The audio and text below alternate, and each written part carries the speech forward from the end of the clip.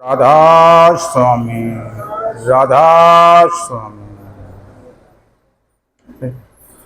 राधा स्वामी। आप सब लोगों ने सुना होगा कि तीन देवता ब्रह्मा विष्णु महेश, यह ब्रह्मा का काम है सब जो है सृष्टि की उत्पत्ति करना, विष्णु का काम है सबका पालन पोषण करना और शिव का काम है संहार करना। तीन देवता मिलकर के पूरी सृष्टि चला रहे हैं। तो अब विष्णु जी पालन पोषण कैसे करते हैं? विष्णु की पत्नी जो लक्ष्मी जी है वो सबका पालन पोषण करती है। इसीलिए तुम सब लोग लक्ष्मी की पूजा करते हो।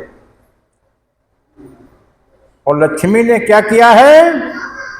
सारे जग को लक्ष्मी ने मन माने उपहार दिए। लक्ष्मी जी ने जो जो तुमको चाहिए इस संसार में सब उपहार ला करके आपके लिए पेश कर दिए हैं। सब लक्ष्मी जी ने रख दिए हैं। कौन कौन उपहार?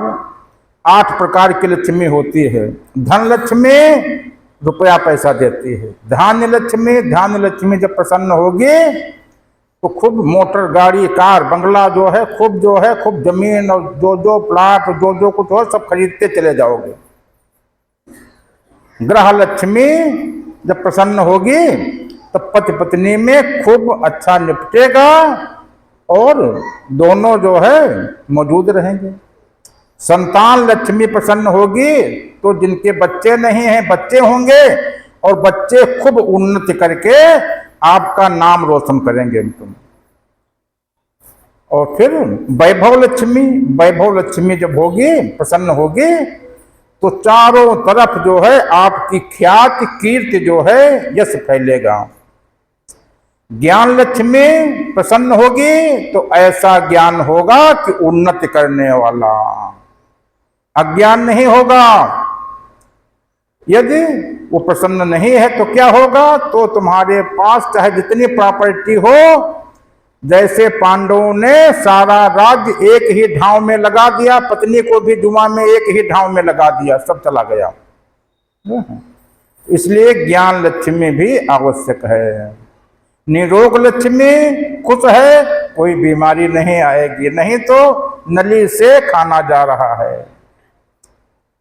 और स्थिर लक्ष्मी, यदि स्थिर लक्ष्मी प्रसन्न नहीं है तो आज 1000 रुपया तुम्हारी आमदनी हुई, 5000 का खर्चा शाम को आ गया तुम। अब सोचने लगे कि 4000 रुपया और कहां से लाऊं तुम। इसलिए इन 8 लक्ष्मी को मिला करके उसका नाम है महालक्ष्मी। तो महालक्ष्मी ने आपको मन माने उपहार ला करके इस संसार में पेश कर दिए हैं। और प्रकृति ने क्या किया है? प्रकृति ने सभी देवता प्रकृति ने देकर जीवों पर उपकार किए।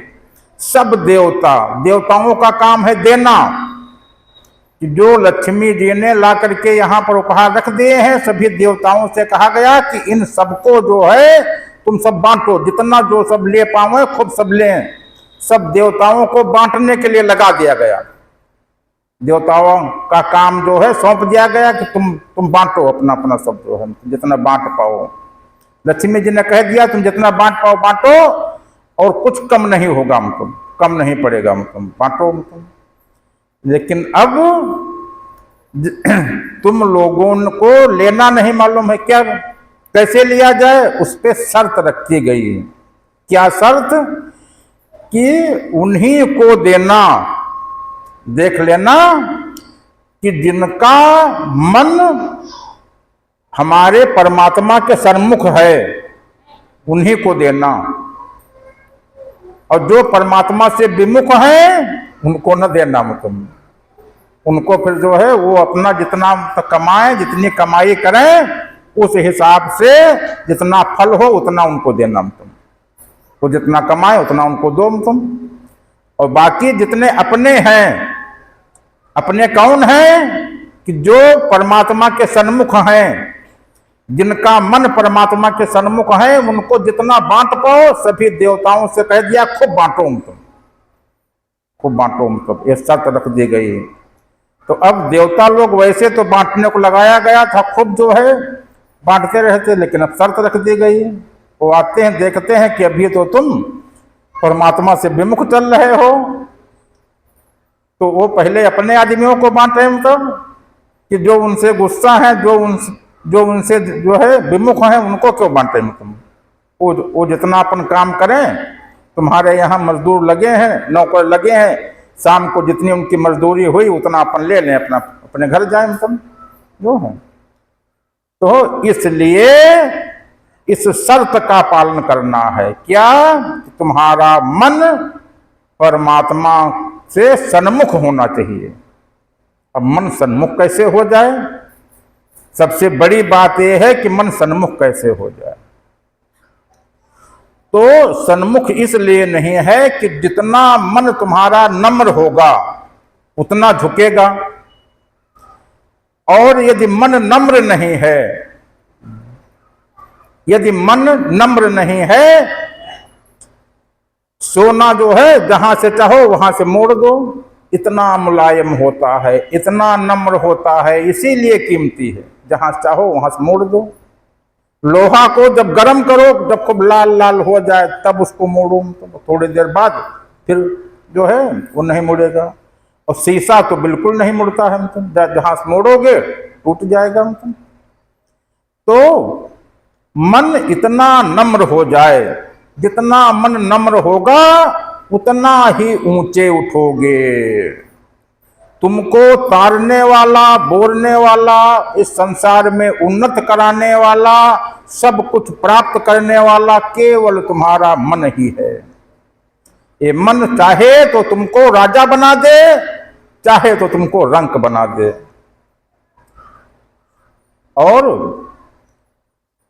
क्या है? जितना ये नम्र होगा, यदि कठोर मन है, मन झुकना मन को नहीं मालूम है, तो जो है संसार का सुख या जो देवता लोग बांट रहे हैं, जो लक्ष्मी जी के उपहार रखे हुए हैं, वो तुम पाने के पात्र नहीं हो।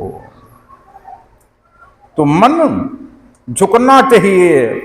मन झुकने से फायदा क्या है? अरे जब सतगुरु तुमको, तुम्हारे मन को ही तो मोड़ करके परमात्मा की तरफ करेगा, तभी तो सन्मुख होगे। और मन अभी जो है कठोर है, नम्र है नहीं, कैसे मोड़ दे वो? शीशा जो है मोड़ दो, शीशा टूट जाएगा, मतलब। देर तो इसी में लगती है कि मन नम्र है नहीं, मन में नम्रता है नहीं, कैसे मन कैसे मोड़ा जाए? मोड़ना तो केवल मन को ही है, और तुम्हारे शरीर को थोड़ा मोड़ना है, तुम्हारे मन को मोड़ना है, और मन में नम्रता आई नहीं। अभी जो आप एक चेतावनी सुन रहे थे, एक भैया अभी आपको शुरुआत में सुनाए, वो परमात्मा का दर्शन कर चुके हैं, परमात्मा का दर्शन कर चुके हैं। आप लोगों को चेतावनी दे दी, लेकिन जब आपके समझ में आई हो तब तो क्या चेतावनी दी थी? कि चादर हो गई बहुत पुरानी, चादर हो गई बहुत पुरानी, सो अब तो सोच समझ अभिमानी।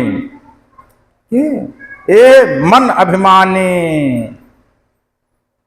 अभी तुम अभिमानी हो, तुमको अभिमानी कह दिया गया, फिर भी तुम्हारे ऊपर कुछ असर नहीं हुआ।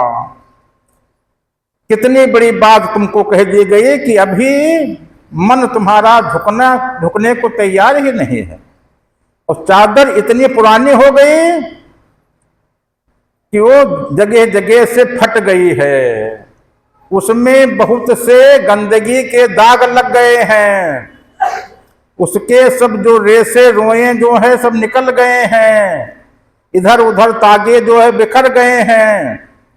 तो अब तो इस चादर को बदल लो। और लेकिन अभी क्यों नहीं बदल रही चादर? अभी वही चादर लेकर के चल रहे, न जाने कितने जन्मों से इस चादर को ओढ़ करके वही चादर चला रहे हो। चादर कैसे बदलेगी? अरे जब सतगुरु की शरण में जाओगे, और सतगुरु की शरण में जाना ये नहीं है कि हम सतगुरु के यहाँ पहुंचे, गुरु के यहाँ पहुंचे, खूब जो है सर झुका करके नम्र बन करके दिखा दिया कि हम बहुत नम्र हैं, फिर बाहर निकले, फिर जो अकड़ करके चल रहे हो, घर में पहुंचे फिर अकड़ करके चल रहे हो कि मैं क्यों झुकूं, मैं किसी से कम हूं, मैं पड़ोसी से कम हूं या गांव वालों से कम हूं, मैं क्यों झुकूं, मैं तो खूब अकड़ करके चल रहा हूं। तो यह अभी इधर से सुन रहे थे कि झुकते वही हैं जिनमें जान होती है, अकड़ना तो मुर्दे की पहचान होती है। तो अकड़ने से तुम्हारा काम जो है, फिर तुम्हारा मन तन गया, मन में अभिमान आ गया, अहंकार आ गया। अभी मन झुका नहीं है, मन नम्र नहीं हुआ है। यदि मन में नम्रता आ गई होती तो अब तक चादर बदल गई होती, परमात्मा के सन्मुख हो गए होते, लक्ष्मी जी के उपहार सब आपको प्राप्त होने लगते, किसी चीज की कमी नहीं होती, किसी चीज की कमी नहीं होती। सब चीज जो है सब तुम्हारा ही है, संसार में जितना कुछ है सब लक्ष्मी जी ने आपके लिए रखा है। करना क्या है? केवल मन को मोड़ करके उधर करना है। मन मुड़ता क्यों नहीं है? कि अभी अंदर अभिमान भरा हुआ है, अभी अभिमान भरा हुआ है, मैं कैसे झुक जाऊं, अभी ये मैं है, जब मैं था तो हरि नहीं, जब हरि है मैं ना है। इस मैं से ही तो निकलना है, इस अहंकार से ही तो निकलना है। जो पूजा करते हो, पूजा का अर्थ क्या है? पूजा सजदा इसलिए अहंकार मर जाए।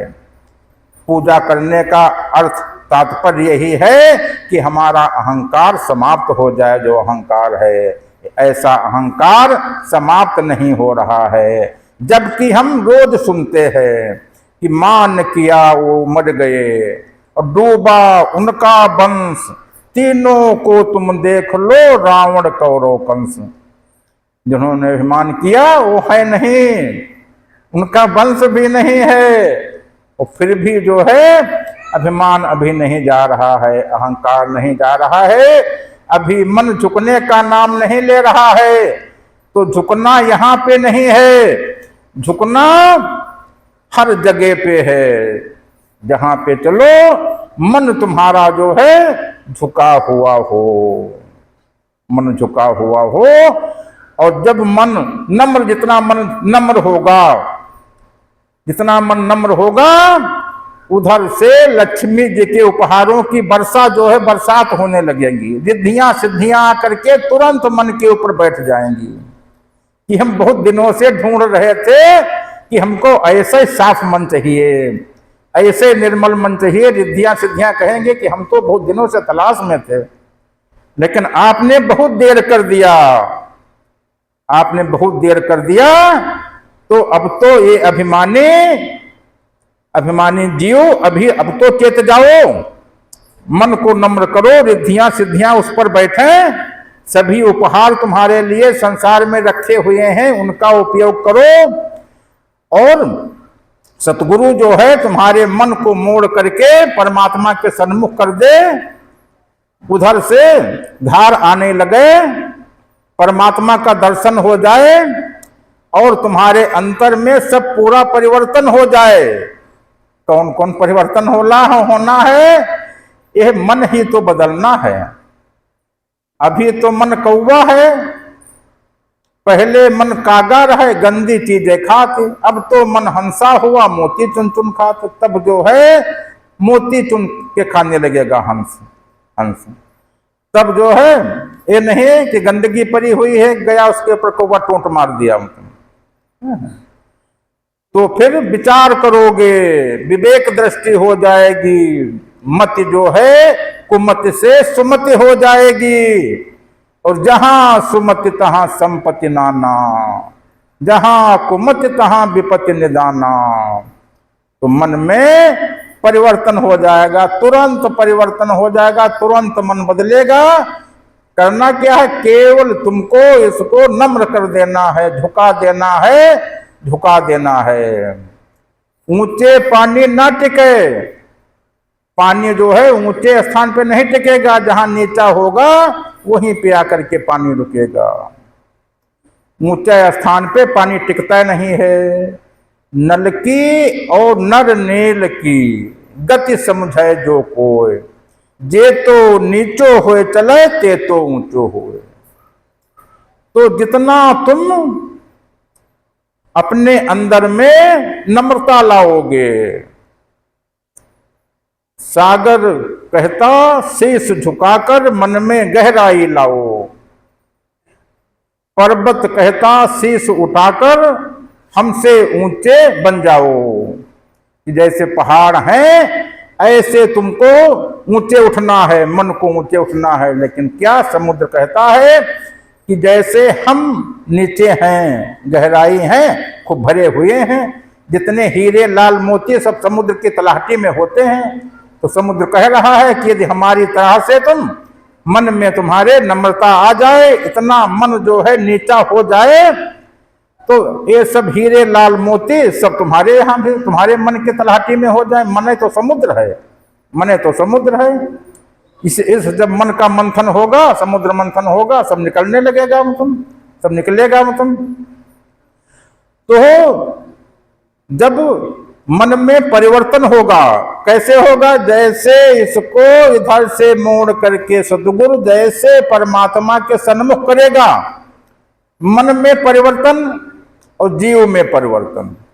जितने परिवर्तन बताए गए थे उस दिन, जीव में क्या है कि जीव अभी परिधि पे है, जीव परिधि पे है, इसको केंद्र पे आना है। और केंद्र क्या है?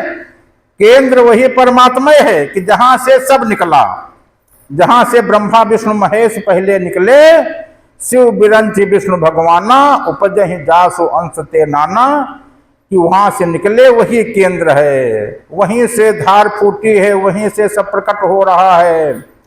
तो उसी केंद्र पे आना है। किसको? मन को उसके सन्मुख कर दो, जीव परिधि से केंद्र पे आ जाएगा, परिधि से केंद्र पे आ जाएगा। अब केंद्र बताया गया था कि इस संसार का केंद्र कहाँ है? संसार का केंद्र भारतवर्ष, और भारतवर्ष का केंद्र तुम्हारा उत्तर प्रदेश, उत्तर प्रदेश का सीतापुर जिला, सीतापुर जिला का मतलब नैमिष क्षेत्र। आप लोग सुने होंगे कि पूरा विश्व नाप करके बीचों बीच में चक्र डाल दिया गया, ये यहाँ पे केंद्र बना दिया गया। इसीलिए 88,000 ऋषि यहीं पे तो तपस्या किए हैं, और कहीं तपस्या करने नहीं गए, यहीं केंद्र पे तपस्या की 88,000 ऋषि। और जो अभी आप कहानी सुन रहे थे ललिता देवी की, कि ललिता देवी की मूर्ति ऊपर है और शंकर जी का स्थान नीचे है। अब जो है बहुत कहने सुनने से उसके ऊपर खांच कर दिया गया है, जिसमें किसी के पैर न पड़े हैं जो है। और वैसे क्या था, वो ऐसे शंकर जी का जो स्थान था, हम लोग जब मंदिर में जाते थे, भीड़ होती थी, तो सबके पैर शंकर जी के सर के ऊपर पड़ करके तब सब लोग निकलते थे पहले, जो है सुना होगा, सबके पैर पड़ करके निकलते थे। अब बहुत कहने से उसके ऊपर खांच बन गया कि जिसमें सब इधर उधर से निकले, किसी के पैर उस पर न पड़े। क्यों सबके पैर पड़ते थे? क्यों सबके पैर पड़ते थे? उनका स्थान नीचे क्यों कर दिया गया? अभी आप लोग कहानी इधर से सुने, इसकम समझ में आई हो 1 मिनट में। फिर हम उसका सारांश बता रहे हैं कि जब 88,000 ऋषि यज्ञ वहां पर यज्ञ किए, तो उस यज्ञ में शंकर जी भी आए। तो सब लोग अपनी अपनी पत्नी के साथ में यज्ञ में बैठे। शंकर जी वहां अकेले आकर के बैठ गए। वहां से पंडितों ने उठा दिया, उठो उठो, यहाँ क्यों बैठ गए तुम, अकेले देखते हो सब लोग जो है पत्नी साथ में बैठे हैं। बिना पत्नी के यज्ञ अधूरा है, जिसके पास में पत्नी नहीं है वो यज्ञ में नहीं बैठ सकता, उठो। उनको उठा करके खड़ा करके बाहर कर दिया गया शंकर जी को। तो अब इन्होंने सोचा कि जब तक हम कैलाश पे जाएंगे, पार्वती जी को लेकर के आएंगे, तब तक तो यहाँ पर यज्ञ हो जाएगा। अभी हम वैकल्पिक व्यवस्था करके एक पत्नी यहीं पे ढूंढे लेते हैं। तो ललित माने होता है कि बहुत प्रिय चीज, सुंदर और प्रिय चीज। तो यह इनको अच्छी लगी शंकर जी को, तो इनसे कहा कि हमारी एक रिक्वेस्ट है, मान लो। क्या कहा? हमारी पत्नी बन जाओ तुम, तो हमारा यज्ञ हो जाए तुम। वो पत्नी बन गई तुम। तो इसलिए पत्नी बन तो गई, दोनों लोग बैठ करके यज्ञ कर लिए। लेकिन फिर ललिता देवी ने कहा कि देखो, तुमने मांगा, हम स्वीकार किए, तो देने वाला हमेशा बड़ा होता है, मांगने वाला हमेशा छोटा होता है, इसलिए हमेशा हमारे पैरों के नीचे रहोगे तुम। तो उनका स्थान नीचे कर दिया गया तुम जो है। तो इतने दिनों से हम जो पहले जाते थे तो उसके उनके ऊपर पैर पड़ते थे भीड़ में तुम जो है। अब वहां पर उनको बताया गया, वैकल्पिक व्यवस्था हो गई। अब खांच जो है बन गया है, तो अब पैर नहीं पड़ते हैं तुम। इतने न जाने कितने दिनों से पैर पड़ रहे थे उनके ऊपर जो है। और फिर भी खांच तो बन गया है, लेकिन उनका स्थान नीचे ही है। ये नहीं कि वहां से उठा करके उनके पड़ोस में, उनके बगल में जो है वहां पे बैठा दिया जाए, वहां पे स्थान कर दिया जाए। क्यों? क्योंकि वो उन्होंने गलती कर दी। दूसरी पत्नी को अपनी पत्नी बना लिया, इसलिए उनका स्थान नीचे ही है। अच्छा चलो, अब अपने पॉइंट पे आ जाओ जो बताया जा रहा था। ये तो अपने पॉइंट से अलग बाहर चले गए थे, पॉइंट से अलग बाहर चले गए थे। अब तुम्हारा पॉइंट क्या है कि तुम अपने मन को परमात्मा के सन्मुख करना है। अब क्यों करना है कि यदि मन सन्मुख हो जाए तो लक्ष्मी जी के जितने दिए हुए उपकार सब देवता लोग बांट रहे हैं, वो सब तुमको मिल जाए। तुम उनसे जो है केवल अपने अभिमान में चूर होने के कारण, मन न झुकने के कारण वो सब तुमसे दूर दूर हैं। मतलब सब उपहार, मतलब ये पूरी प्रकृति और इतना जितना कुछ है सब तुम्हारे है। और कहोगे हमारा कहाँ? अरे जिस दिन परमात्मा के सन्मुख मन होगा, तुम प्रकृति के राजा बन जाओगे। प्रकृति के राजा बन जाओगे। 2 मिनट में एक कहानी सुना दें। एक राजा साहब थे तो रैदास जी के यहाँ, तब उनका नाम बहुत सुना तुम। तो सोचा कि रैदास जी का इतना ऊंचा नाम है, हम भी इनसे मिलें। तो सोचा कि जब मिलने जाएंगे तो सब कहेंगे कि ये राजा, और वो जाति का रैदास उनके यहाँ गए मिलने के लिए। तो रात में जब सब सो जाएं 12 बजे, तब हम अपने घोड़े से जाएं। पहले ये जो है गाड़ी थोड़ी थी, पहले सब घोड़े से चलते थे। पहले थाने में जो दरोगा होते थे वो भी घोड़े से चलते थे। हम जब छोटे थे, हम जब पढ़ने जाते थे तो कक्षा 6 से 8 तक हम भी घोड़ी से पढ़ने जाते थे। जहांगीराबाद जो है अपने गांव में रहते थे और वहां से घोड़ी थी, घोड़ी से जो है जहांगीराबाद जाते थे, वहां घोड़ी बांध देते थे, छुट्टी होती थी फिर घोड़ी से चले आते थे जो है। ये जो है साइकिल, मोटरसाइकिल, ये तो सब बाद में चले हैं जो है। हाँ, तो राजा साहब जो है वो रात में 12 बजे अपनी घोड़ी पे बैठे अकेले। वैसे जहां चलते थे उनके साथ में सब चलते थे। अब उनके साथ में किसी को साथ में लेकर के क्यों जाएं? वहां पे 12 बजे पहुंच गए, आवाज दिया, बाबा जी। तो बाबा जी वहां से आकर के अपने वो जैसे चमड़े का काम करते थे, जूता बनाते थे, कठौती में ऐसे जल जो है वहां पे भीगा करता था चमड़ा, कुप्पी से उठाया फिर चमड़ा भिगो दिया। वहां पे गए और आवाज दिया, तो वहां बैठ गए। तो कहा आओ बैठो। तो वहां जमीन में बिछा था, वहां पे राजा साहब गए बैठ गए। तो अब थोड़ी देर बैठे तो उन्होंने कहा कि इनको कुछ प्रसाद दे दें। तो उसमें जहाँ चमड़ा भीग रहा था उसमें से, उसी कुप्पी से चमड़ा वाला पानी उठा करके इनको दिया कि लो प्रसाद ले लो। तो अब ये हाथ में लिए सोचे कि अब जो है चमड़ा वाला पानी और फिर जो है ये तो रैदास के यहाँ का कैसे हम पी लें। तो अब उसको लिए बैठे। तो वो सोचे कि जब हम यहाँ से हट जाएं और नहीं तो हमारे सामने फेंकेंगे, फेंकते भी नहीं हैं। तो वो कहा कि हम अभी 2 मिनट में आ रहे हैं, जरा अंदर से हो आए। ये अंदर चले गए, तुरंत ऐसे फेंक दिया हमको। तो वो जहाँ जहाँ गिरा वो सब काला काला दाग पड़ गया हमको, काला काला दाग पड़ गया। अब आए तो रात ही में धोबी बुलाया कि इसको जो है सब साफ कर को, नहीं सुबह हमसे पूछेंगे कि राजा के कपड़ों में काला दाग कहाँ से आ गया हमको, तो भेद खुल जाएगा हमको। तो रात में धोबी आया और धोते धोते सुबह 10 बज गया, वो दाग छूटा ही नहीं। तो जब उसकी बिटिया आई खाना लेकर के कि खाना दे दें, तो बिटिया ने कहा कि खाना खा लो। कहा नहीं, राजा साहब हमको जो है मतलब बहुत बहुत बड़ा जो है सजा दे देंगे। कहा था कि ये दाग छुड़ा करके और फिर मतलब लाना सुबह बेटी ने कहा कि लाओ हम छुड़ा रहे हैं, तुम तब तक खाना खा लो, है ना। तो बिटिया गई, जबान लगा करके और उसको जैसे चाटी, सब दाग गायब हो गया, वो सब छूट गया मतलब। और लेकिन जितनी बार उसने जबान लगाया उसके अंदर तब उसका पूरा ब्रह्मांड उसको दिखने लगा, पूरा ब्रह्मांड दिखने लगा मतलब। तो अब वो सत्संग सुनाने लगी, तो राजा को पता चला कि वो धोबी की बिटिया सत्संग बहुत अच्छा सुनाती। कहा धोबी को बुलाया, कहा बिटिया को अपने भेजो, जा सत्संग सुनावे। तो सत्संग सुनाया, वो परमात्मा के बारे में सब बताने लगी।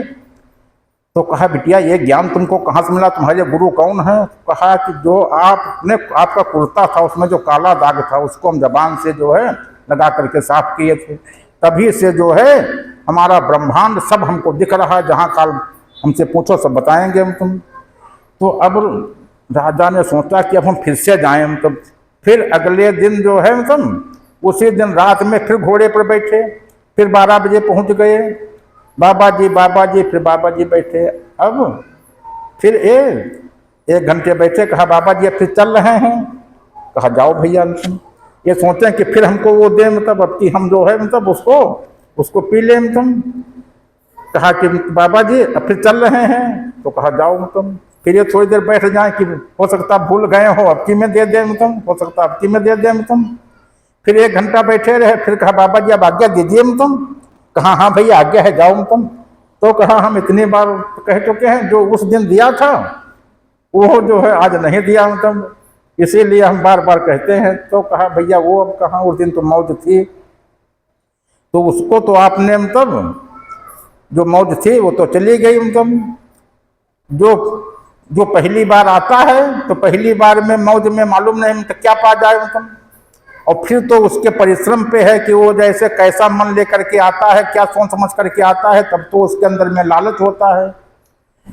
तो आज तो तुम अपने मन में लालच लेकर के आए हो तुम, तो अब वो कहाँ मिलेगा? तो कहा अब कैसे मिलेगा?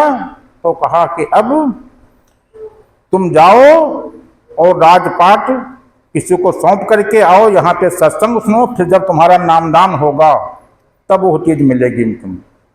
तो गए वहाँ पे जो है सब राजपाट सौंप करके फिर वहाँ से आए। कहा कितना टाइम लगेगा? कहा 1 महीना। तो 1 महीना वहाँ पे रुक करके सत्संग किए। और जब 1 महीना का आखिरी दिन था, 30वां दिन था, तो उन्होंने घर में अपनी पत्नी से कहा कि देखो आज जब ये राजा साहब इधर से निकले सत्संग आने लगे, तब तुम ऊपर छत के ऊपर से जो घर का कूड़ा है वो इनके ऊपर डाल देना, तो देखना कि इनके गुस्सा आती है कि नहीं गुस्सा आती है। तो जैसे ऊपर छत पे लिए खड़ी थी, जैसे निकले ऊपर से कूड़ा जो डलियम था सब नीचे डाल दिया। अब हम हमारे राजसी कपड़े सब खराब कर दिए कि अपने यहाँ राज्य में होते तो हम गोली मरवा देते, जो है अपने यहाँ होते तो गोली मरवा देते, और यहाँ हमारे ऊपर सब कपड़े राजसी कपड़े सब खराब कर दिए हम। तो गए सत्संग में, तो राजा साहब ने कहा कि अब हम 1 महीना आज पूरा हो गया, आज नामदान होना चाहिए। तो कहा कि बैठो, हम अभी आ रहे हैं, हम सब घर से पानी पिया हुए। घर गए, पूछा कि क्या बात? कहा अरे वो तो कह रहे थे कि गोली मरवा देते, उनके बहुत गुस्सा थे। लौट के आए, कहा अभी तुमको नामदान देने वाला नहीं है। कहा क्या बात? कहा कि अभी तो बहुत गुस्सा है, फिर जो है अब 3 महीना और और सत्संग सुनो मतलब, यहाँ रुको। तो 3 महीना फिर जो है वहाँ रुके मतलब, फिर सत्संग सुना मतलब। फिर जब जिस दिन 3 महीना पूरा होने को था, फिर वहाँ से आए। फिर उन्होंने तब बाबा जी ने कहा कि ऊपर से फिर इनके जो है डलिया का जो कूड़ा है, सब मिट्टी राख सब इनके ऊपर डाल देना। फिर ऊपर से डाल दिया। तो अब वो जो डाले थे, अब वहीं पर राजा साहब बैठ गए। जो नीचे गिरा था वो भी उठा करके अपने कपड़ों में लेसने लगे।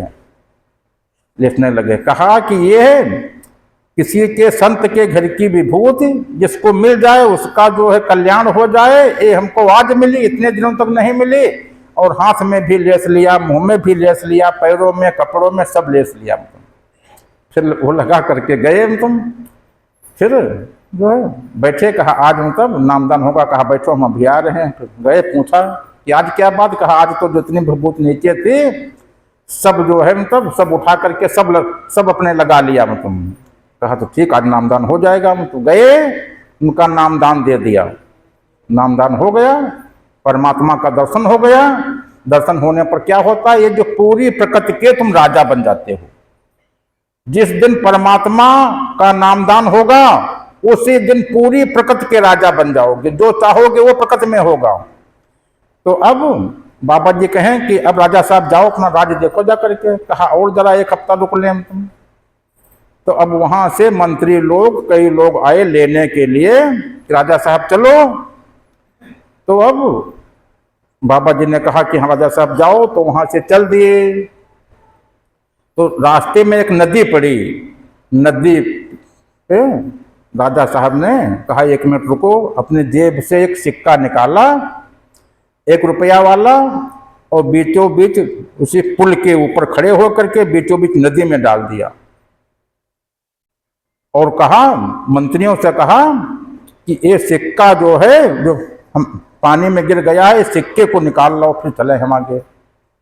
कहा वो पानी में चलो, वहां पर ऐसे तुम्हारे वहां करोड़ों सिक्के वहां सब खजाने में हैं, चलो वहां जितने मन हो उतने सिक्के ले लेना। राजा साहब ने कहा नहीं, हमको वही सिक्का चाहिए, वो लाओ।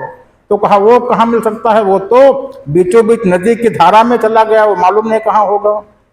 तो कहा अभी देखो हम सिक्का मंगाते हैं। आवाज दिया कि वो हमारा सिक्का जो है ला करके हमको दो। एक मछली मुंह में सिक्का दाब करके लाई और किनारे पर, पानी के बिल्कुल किनारे पर वो रख दी। तो राजा साहब ने कहा कि बताओ, वहां पर हम केवल थोड़ी जनता के ऊपर शासन करते थे। जितने गांव हमारे थे उतनी जनता के ऊपर शासन करते थे, और अब हम पूरी प्रकृति के ऊपर शासन कर रहे हैं। तो बताओ वो राजा बड़ा कि ये राजा बड़ा। तो सब लोगों ने कहा कि नहीं, ये राजा बड़ा।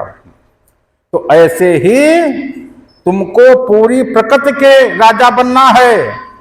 जो तुम प्रकृति में चाहोगे प्रकृति जो है वो करेगी। जिस मछली से कह दोगे कि ये चीज ले आओ, वो मुंह में दाब करके मतलब ला करके दे देगी। तो प्रकृति के राजा बनना है।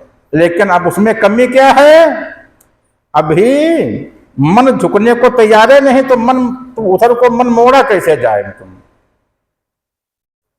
मन केवल झुकने को तैयार हो जाए, उधर को तुरंत मन मोड़ दिया जाए। मतलब इधर से मन उधर मोड़ दिया जाए। जो परमात्मा पीछे है वो तुम्हारे सन्मुख हो जाए, बस और कुछ करना ही नहीं। मतलब और उसमें क्या शर्त है कि अभी जो तुम सब पूजा पाठ कर रहे हो, तो जो रामायण में बताया गया, रामचरितमानस में बताया गया कि ताते उमा मोक्ष नहीं पावा, दशरथ भेद भक्ति मन लावा। अभी भेद भक्ति कर रहे हो। भेद भक्ति क्या है, हम और परमात्मा अलग जो है, मतलब दो हो गए, द्वैत हो गया, भेद भक्ति हो गया। यदि परमात्मा को अपने मन से जोड़ना है तो अद्वैत में तुमको जाना है। तो पहले पहचान करके द्वैत को खत्म करो, अद्वैत में पहुंचो। ये सबको मालूम है कि परमात्मा जानने के लिए द्वैत से हमको अद्वैत में आना है और भेद भक्ति समाप्त करना है। तो हम जिस परमात्मा को अपने से बाहर मान रहे हैं उससे हमको निकलना है, बाहर नहीं है। यदि बाहर मान रहे हैं द्वैत में है तो वो फिर जो है असली परमात्मा नहीं है तुम, वो तो केवल अद्वैत है, एक है। और जैसे उसके हम यहाँ पर जिस परमात्मा की पूजा कर रहे हैं, यदि असली परमात्मा होता तो जैसे उसके सन्मुख हम होते तो जानत तुम्हें तुम्हें हो जाई, हम वही हो गए होते, फिर बूंद नहीं रहते, फिर क्षीर सिंधु बन जाते। केवल समुद्र, केवल जो है सिंधु नहीं, बूंद से सिंधु बनना है, लेकिन क्षीर सिंधु बनना है, क्षीर सिंधु बनना है। और क्यों नहीं बन पा रहे हो कि जब अभी बूंद हो तब तो मन झुकता नहीं, और यदि जो है मतलब समुद्र होते और इतनी गुस्सा होती तो फिर क्या करते जो है, तब तो फिर रावण के और आगे फिर निकल जाते मतलब जो है। तो ये बूंद से समुद्र बनना है, नर से नारायण बनना है, जीव से पीयू बनना है, और इस जीव का मोक्ष होना है, जीव का मोक्ष होना है।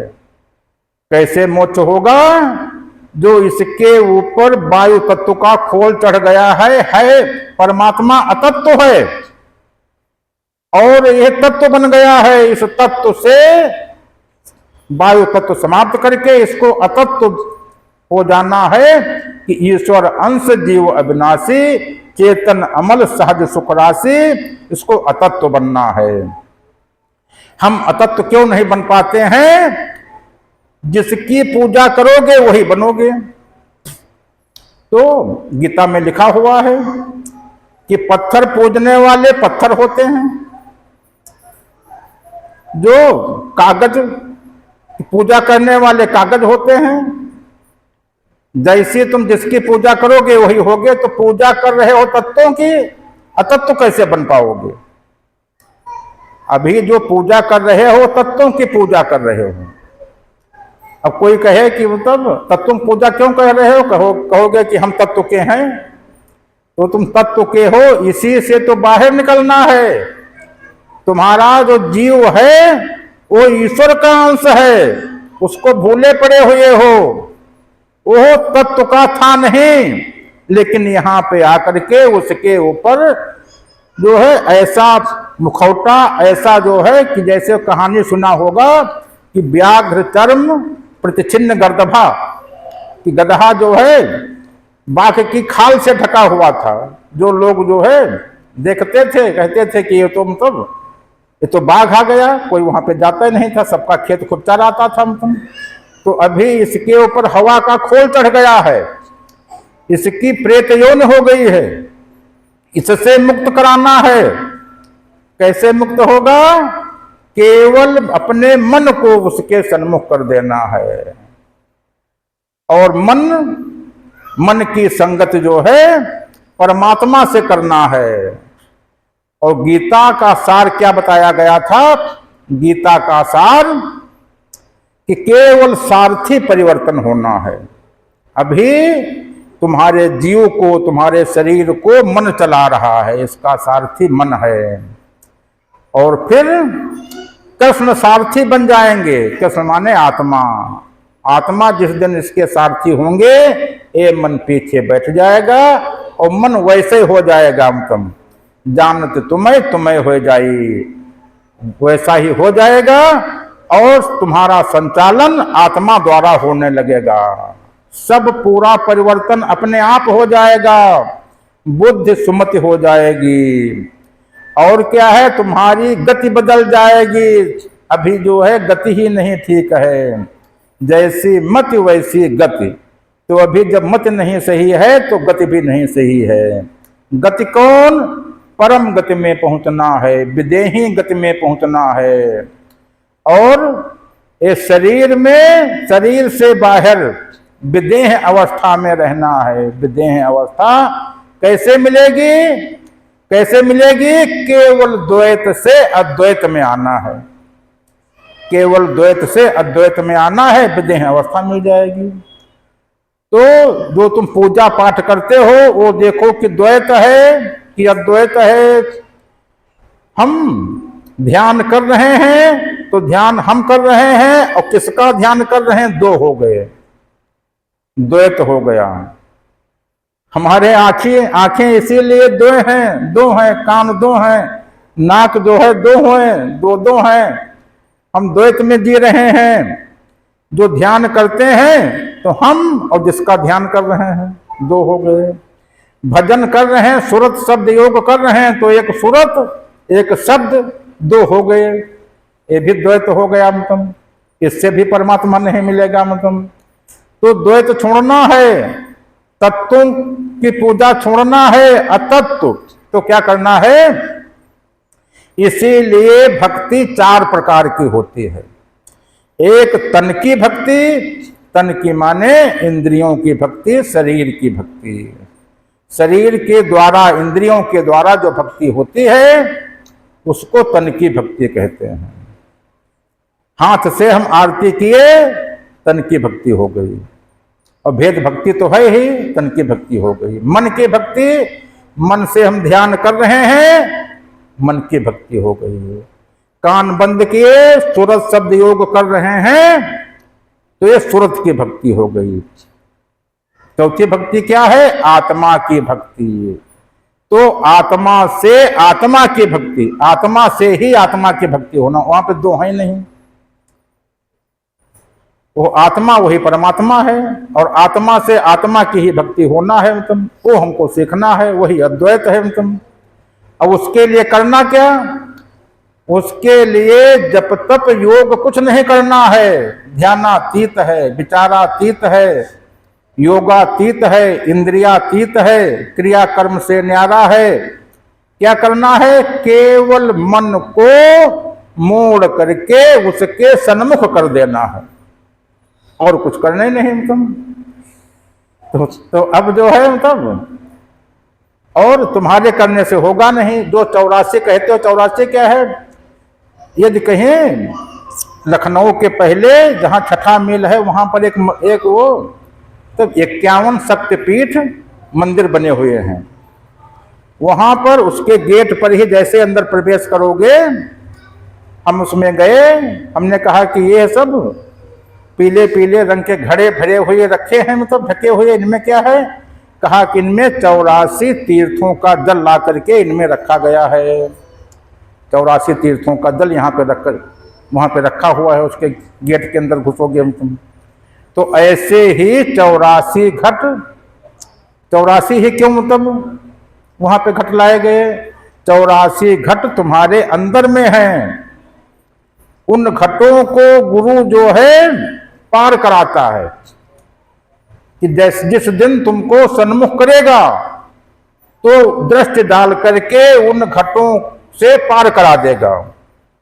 वो घट जो है सब शून्य हो जाएंगे, घट सब टूट जाएंगे। उन घटों से 84 घट पार करा करके उनसे सब जो है दृष्टि डालेगा, 84 घट टूट गए, उनसे जीव पार हो गया, जो है परमात्मा के सन्मुख हो गया। तुम तो वहां पर गए, वो जो घट देख आए हो उससे शिक्षा लो कि 84 घट हमको भी अपने तोड़वाना है, और मन को परमात्मा के सन्मुख करना है। और जब तक परिधि पे रहोगे, जब तक परिधि पे रहोगे, तब तक जो है तीन ताप और मानस रोग का असर जो है शरीर पे पड़ता रहेगा। तीन ताप, दैविक दैहिक भौतिक तापा, राम राज्य का होना व्यापा। राम की राज्य कहाँ है, उस केंद्र पे पहुंचोगे। जब मन तुम्हारा परमात्मा के सन्मुख होगा, परिधि से केंद्र के ऊपर आ जाएगा। तो परिधि से केंद्र पे कैसे आएगा, तुम्हारे खींचने से नहीं आएगा। अभी जो तुम पूजा पाठ करते हो वो जीव जहां का तहां है, तो आध्यात्मिक यात्रा हुई नहीं, आध्यात्मिक सफर नहीं हुआ। जो किताब हमने लिखी है, उन किताबों में देखोगे तो उसमें एक किताब है आध्यात्मिक सफर। तो आध्यात्मिक सफर का उसका सार क्या है कि यहाँ पर हम जितना पूजा पाठ करते हैं या जो सफर करते हो, तो या तो तुम्हारा शरीर सफर कर रहा है, या ध्यान किए तो तुम्हारा मन सफर कर रहा है। सुरत शब्द योग किए तो तुम्हारी सुरत सफर कर रहे हैं, जीव जहां का तहां, जीव को लोका बैल चल रहा है, साल भर से है जहां का तहां। तो यह आध्यात्मिक सफर नहीं हुआ। जीव का सफर क्या है? परिधि से केंद्र पे आना है। परिधि क्या है? पहला ये तुम्हारा शरीर, नंबर 2 मन, नंबर 3 सूरत। जो ध्यान करते हो वो भी परिधि पे घूम रहे हो, सूरत शब्द योग करते हो वो भी परिधि पे घूम रहे हो, और जो सुमिरन ध्यान भजन करते हो उसका अर्थ मालूम नहीं कि सुमिरन ध्यान भजन जो है कैसे करें। कोई चीज खराब नहीं है, जैसे आज बताया गया कि सभी देवता तुमको देने के लिए बनाए गए हैं, ऐसे सुमिरन ध्यान भजन खराब नहीं है। क्या करना है? सुमिरन इसलिए होता है कि शरीर से बाहर निकलने के लिए सुमिरन, और मन से बाहर निकलने के लिए ध्यान, और सूरत से बाहर निकलने के लिए सूरत शब्द योग। 3 से बाहर निकलना है, फिर चौथे पद में आना है। 3 छोड़ चौथा पद दीना, सत्य नाम सतगुरु गत चीना। तो अब तुम हमेशा जिंदगी भर जो है सुमिरन कर रहे हो, जिंदगी भर सुमिरन नहीं करना है। जाप मरे अजपा मरे, अनहद हु मर जाए, और सुरत समानी शब्दमा ताहि काल ना खाए। तो सुमिरन कब तक करना है? जो किताब हमारी लिखी हुई है उसमें ये सब लिख दिया गया है। सुमिरन कब तक करना है? जब तक हम शरीर से बाहर न निकल आवें। क्या पहचान है? क्या पहचान है कि शरीर से बाहर हम निकले कि नहीं निकले? अभी देखो तुमको बता रहे हैं, तुम सब लोग कहने लगोगे कि हम शरीर से बाहर निकल चुके, वैसे भी जानते नहीं हो कि शरीर से हम निकले कि नहीं निकले। हम तुम जब आंख मूंदो प्रकाश दिखाई पड़ने लगे, समझ लो हम शरीर से बाहर निकल करके मन में आ गए हैं, शरीर पार हो गए हम तुम। शरीर से बाहर निकलने की पहचान, आंख मूंदे प्रकाश दिखाई पड़ने लगा। 7 रंग के प्रकाश होते हैं। 7 रंग के प्रकाश क्यों? 7 शरीर हैं, शरीर एक थोड़ो है, 7 शरीर हैं। कौन कौन? Physical body, etheric body, external body, mental body, spiritual body, cosmic body, bodiless body, तब स्थूल शरीर। तो ये 7 शरीर जो तुम्हारे हैं, इसीलिए तुम्हारे 7 प्रकाश हैं। तो 7 शरीर हम पार कर लिए तो 7 प्रकाश हमको अंदर में दिखाई पड़ेंगे। हमको प्रकाश दिखाई पड़ने लगे, फिर सुमिरन का काम नहीं। फिर यदि सुमिरन कर रहे हो तो मूर्ख हो। फिर क्या करना है? ध्यान। ध्यान जो है कब तक किया जाता है? कि प्रकाश देखते देखते और अनहद नाद जो है वो प्रकट हो जाए, फिर प्रकाश का काम नहीं है। फिर ध्यान जो है मर गया, ध्यान छूट गया, फिर प्रकाश का काम नहीं है। फिर क्या करना है? फिर वही कान बंद करो, अनहद नाद सुनो। अनहद नाद कब तक सुनना है? क्योंकि बताया गया कि अनहद भी मर जाए। फिर जब चौथे पद में आ जाना, जब गुरु और जब तुमको अनहद नाद सुनाई पड़ने लगे कान बंद करने से, तब तुरंत गुरु से फिर मिलो, तब एक पर एक तुमको आगे वाला उपदेश देंगे। ये नहीं कि जिंदगी भर तुम वही अनहद नाद सुनते रहो, तब आगे वाला दूसरा उपदेश होता है, वो सत्य लोक वाला उपदेश होता है। वो एक पर एक दिया जाता है, वो तुमको फिर वो आगे वाला उपदेश दे देंगे। इन सबको तीनों को छोड़ दो। जाप मरे अजपा मरे, अनहद हो मर जाए, और सुरत समानी शब्दमा ताहि काल ना खाए। तो केवल जिंदगी भर सुमरन ध्यान भजन नहीं करना है जिंदगी। और यदि सोचो कि पुस्तकों में ज्ञान है, पुस्तकों में जितना ज्ञान है वो सब ब्रह्म ज्ञान है, क्योंकि जितने पुस्तकें लिखी गई वो ब्रह्म को ही परमात्मा मान करके लिख दिया गया। वो परमात्मा उससे अलग की चीज है। इसीलिए कि शारद शेष महेश विधि आगम निगम पुराण नेति नेति कहि दासु गुण करहि निरंतर गान। सब कह रहे हैं, ब्रह्मा विष्णु महेश भी कह रहे हैं, वेद शास्त्र पुराणे गीता रामायण सब कह रहे हैं, सब उसको नेत नेत बता दिया कि भाई देखो मतलब वो असली परमात्मा इसके आगे है, उसको जानना, हमारे में फंसे न रहना। तुम शारद शेष महेश विधि आगम निगम पुराण और नेत नेति कहि जासु गुण करहि निरंतर गान। उसका जो गुणगान किए हैं वो नेत नेत कह करके उसका गुणगान किए हैं। ये नहीं कहा है कि सब हमारे में ही है, सब ज्ञान प्राप्त कर लो तुम, उसको ज्ञान नहीं कहते हैं। जो ज्ञान मन का होता है, जो पुस्तकों में लिखा है सब ज्ञान लिखा है। उस परमात्मा को जानने को आत्मज्ञान जो यहां कह दिया गया, लेकिन वो आत्मज्ञान नहीं, आत्मबोध कहा गया है। उसका बोध होता है, ज्ञान नहीं। ज्ञान मन का है, और जहां मन है फिर वहां पर परमात्मा नहीं। तो मनोतीत है, मन से आगे की है सीढ़ियां वो। तो हमको आत्मा का बोध होना है। तो जहां पे फंसे हो उन सबको छोड़ो। 14 तबक कबीर भाखा, गुप्त भेद कहूं अंतर राखा। कबीर दास जी ने इतनी सब पुस्तकें लिख दी हैं, लेकिन सार भेद कहीं किसी पुस्तक में नहीं लिखा हुआ है। धर्मदास जी को सार भेद बताया और कह दिया कि धर्मदास तो है लाख दुहाई, सार भेद बाहर ना जाई। कि तुमको कसम है किसी से सार भेद बताना नहीं। तुम धर्मदास जी को कह दिया 14 तबक कबीर भाखा और गुप्त भेद कहूं अंतर राखा। धर्मदास तो लाख दुहाई, सार भेद बाहर ना जाई।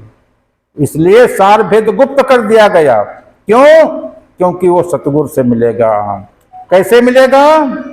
तुम सोचोगे कि कहीं लिखा हो पढ़ ले, हम वो ज्ञान प्राप्त कर ले। अरे नहीं, जब सतगुरु दृष्टि डालेगा तो पहले 84 घट तोड़ेगा।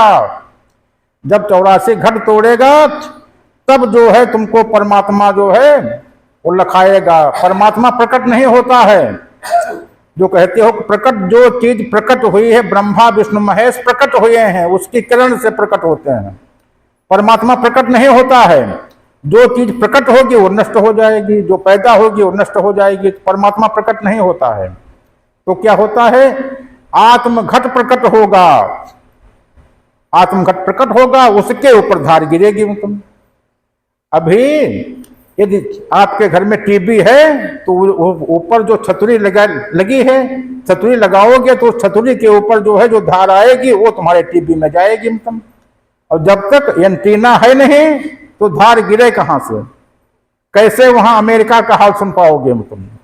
तो इसलिए ये न सोचना कि परमात्मा प्रकट होता है, फिर गलत हो जाएगा। केवल आत्मघट प्रकट होगा।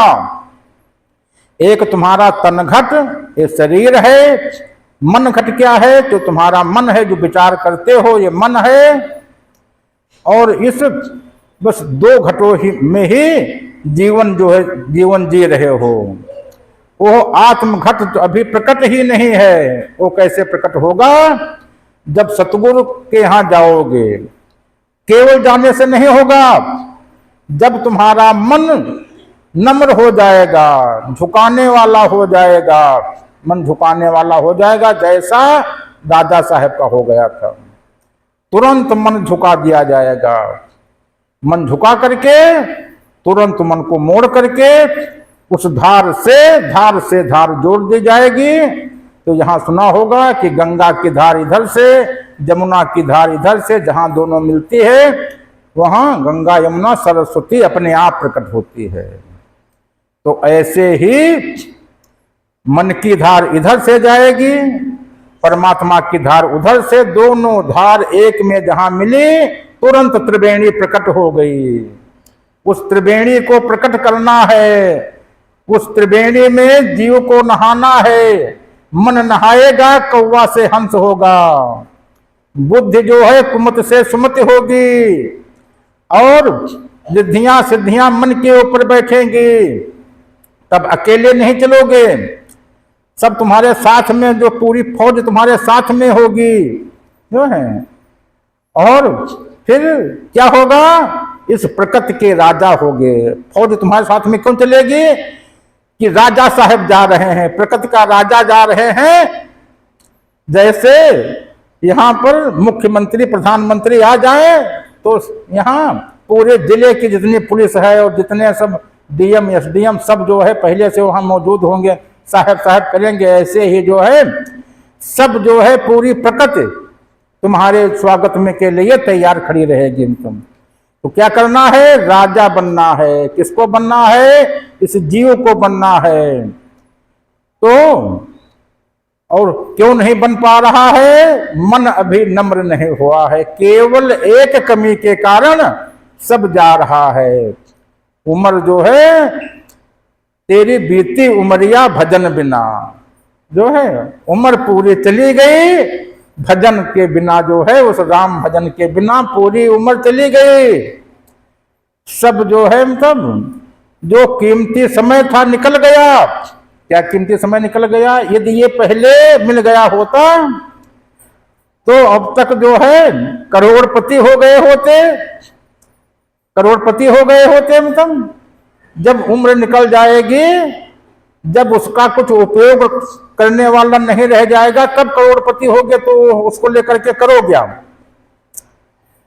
जब फसल सूख कर तिनका बन करके गिर जाए तो फिर खूब बरसात हो तो उस बरसात का जो है रह जाता कोई, ओहो कुछ है देखो कविता जो है मतलब जो है कि जब फसल सूख करके तिनका तिनका बन करके वो सब सूख करके गिर जाए तो चाहे जितनी वृष्टि हो जाए मतलब, तो उस वृष्टि का क्या उपयोग, उस वृष्टि का कोई उपयोग ही नहीं मतलब क्यों है।